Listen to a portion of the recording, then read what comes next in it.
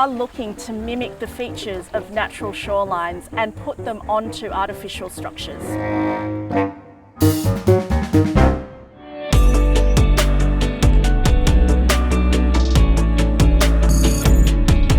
We're at the Living Seawalls installation here at Fairlight in Sydney. What we've done is we've put these habitat panels in the seawall here so that we can provide more habitat for the organisms living in the area.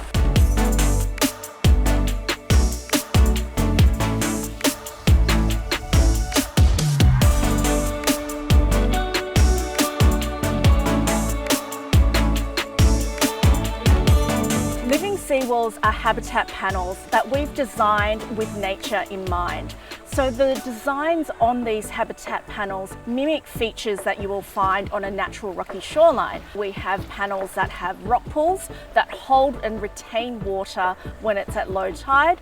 We've got crevices and ridges. They provide extra habitat for these organisms to live in, and this habitat is missing on the artificial structures.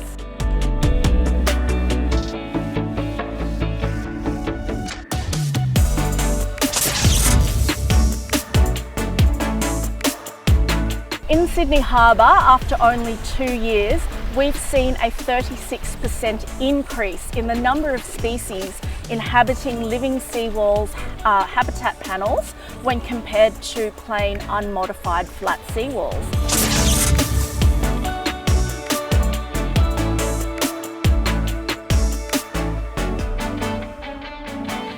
We have an enormously positive response from school groups, from community organisations who are keen to support initiatives like Living Seawalls to bring biodiversity back into their backyards.